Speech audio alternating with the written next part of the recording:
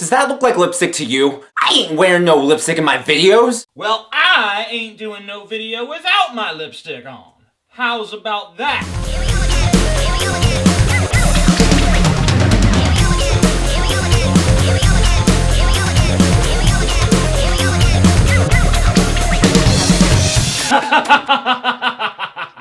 Today I'm making a video response to a YouTube user by the name of State of Daniel. I guess his name is a play on State of Denial, which is appropriate, but I think it would have actually been more appropriate if he just left it alone and named his channel State of Denial. Of course, that was probably already taken. Anyway, so the strange thing about Daniel's anti-evolution video, which is what we're about to watch, is that he objects to evolution, but not on any sort of factual basis. So I have a problem with the theory of evolution. Who's to say that evolution and God can't coexist? Who's to say that God even works within our time frame? He believes that God guided evolution, even though that really doesn't make a whole lot of sense. That's like rolling a die, it landing on 3, and then someone telling you that it landed on 3 because God chose 3.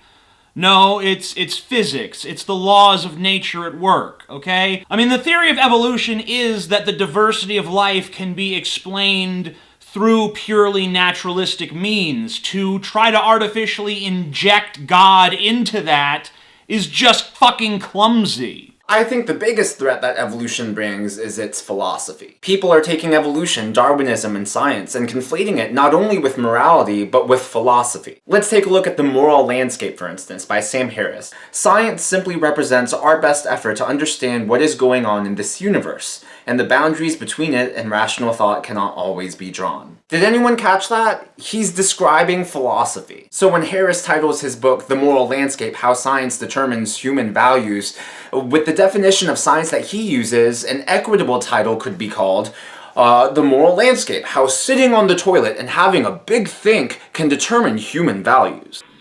Man, I sure am having trouble passing that entire block of cheese I ate. I better have one of my big thinks. I know.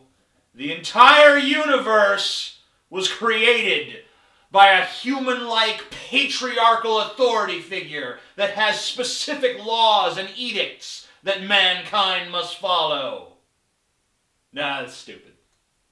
Hey, I know. Science is based on evidence. That's what separates it from being philosophy, because philosophy is coming up with a hypothesis and saying, I wrote down this interesting hypothesis. Maybe that's how the world works. Who knows?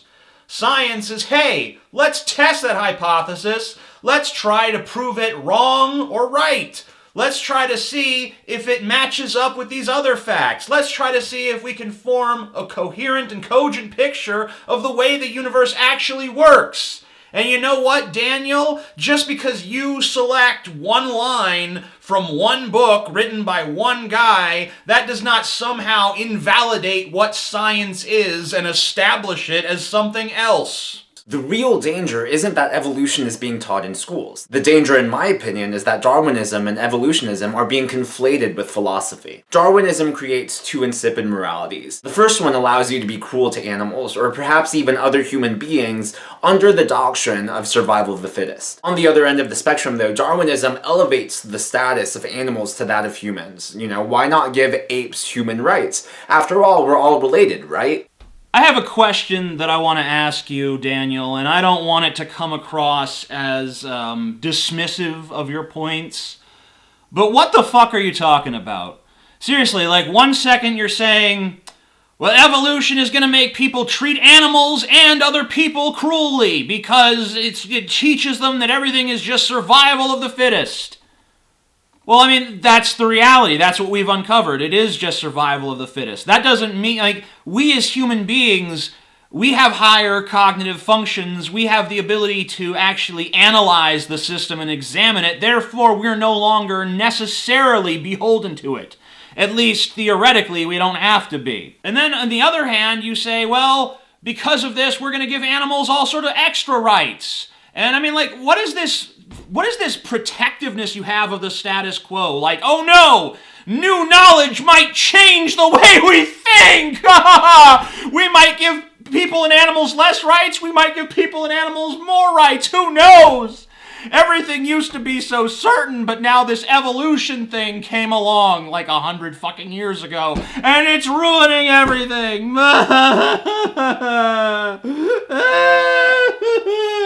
We have to change the way we view the world. It's horrible. And by the way, bucko, can I call you bucko? It's all right. I don't need your permission, actually.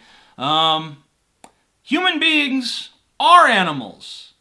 And the only thing that really separates us from the other animals on this planet is the fact that we can think better, supposedly. And that's the very thing that you demean as being ridiculous. Oh, thinking? Ha-ha! That's something that people do on the toilet, for fuck's sake. Another thing, all this concern about animals. Have you never read the Bible? Don't you realize that the Old Testament in particular is filled with animal sacrifice? I mean, duh. You have this idea that evolution demeans human life, when the Bible says that we are all inherently sinful beings whose only value is surrendering to God in total obedience and submission as basically his slaves. And I don't play that sort of game without a safe word, thank you very fucking much. I mean, here's a fucking riddle for you. How do God's murders of the firstborn children of Egypt not demean humanity? How do God's murders of entire cities, like Sodom and Gomorrah, because there was a bunch of perverts, kill them all, turn them to fucking salt if they look back. How does God's flooding of the entire world and the destruction of 99.99999 etc. % of every species on Earth not demean humanity? I mean, I believe that these stories are just allegory like Aesop's fables. They're works of fiction written to teach you a lesson, and the lessons being taught in these books are 2,000 to 5,000 years old or older. So what we're basically saying is, hey, all of you primitive, slavery-approving of, woman-subjugating, flea-ridden fucks of antiquity, please bestow your great wisdom upon us. Tell us about the magical man who created the world. We're all so very fucking interested. When we look at Nazi Germany, we see people breeding the human race to make it stronger by exterminating entire races and groups of people. Only under evolutionary philosophy and eugenics was it permissible by Nazi Germany to force thousands and millions of people into death camps and exterminate them. Daniel goes on to blame evolution for eugenics, genocide, the Nazis, etc. We've all heard this bullshit before. But the thing is, you don't have to understand a scientific principle in order to make use of it. I don't need to understand how gravity works to push someone off a cliff. I don't need to know how a combustion engine works to drive myself to work. I mean, I don't work, but dog breeders didn't know how evolution worked, and they still used it to their advantage. I mean, they turned the gray wolf into a plethora of other animals using the principles of evolution, but they didn't even know what evolution fucking was. Darwin hadn't even written his shit yet. You know, I mean, what we do with the knowledge that we gain through scientific inquiry, that is on us. You can't blame the knowledge itself for what stupid human beings do with it. I mean, the fact that the atom can be split to cause a huge, gigantic nuclear explosion and kill a whole fuckload of people, the universe didn't design that with the intent that we should use it to kill each other. That's just how we've used it because we're fucking stupid. Alright? And that's not science's fault. Science, if anything, is the force that's trying to liberate us from our own stupidity. You cannot blame knowledge, Daniel, although fear of knowledge really is a central tenet of your religion, isn't it? I mean, if you go back to the allegorical story of the Garden of Eden, what is the original villain in the Bible? It's the tree of fucking knowledge. The tree of knowledge, because when they eat the fruit from the tree of the knowledge of good and evil, that is what corrupts them, that is what creates the fall of mankind, that is what basically takes us from a paradise-like state of innocence to the state we're in now. What force does the Bible attribute our suffering as human beings to? Knowledge. And that is fucked. So then Daniel says that eugenics is still in effect today, and he uses a small, out-of-context quote from Obama's 2012 budget, which he then misinterprets as supporting eugenics. Evolutionary philosophy and eugenics, it's not just Nazi Germany, but it actually hits closer to home. We even see it today in Obama's spending budget. There was a special appropriation in Obama's 2012 budget, and I'm going to link to that down below so you can read it for yourself, but it states that of the funds appropriated under Title III of this act, not less than $575 million should be made available for family planning, reproductive health, including areas where population growth threatens biodiversity or endangered species. Well, I'm sorry, Daniel. You're going to have to walk me through that one, because on my planet, family planning and reproductive health are not secret code words for eugenics program. I'm sorry, I don't speak crazy. If you enjoy the content on my channel, then perhaps you would also enjoy my book, The Douchebag Bible. That is available down below. And if you liked this video, I ask that you give it a thumbs up, comment on it, rate it, favorite it, share it around the internet, let people know that it exists, show it to your friends, even if you have to show it to them against their will. They're like, I don't like that video, I don't like that guy, please stop trying to show me this shit. Just be like, fuck you, you gotta watch this one, it's fucking amazing! I'm the Amazing Atheist. Peace the fuck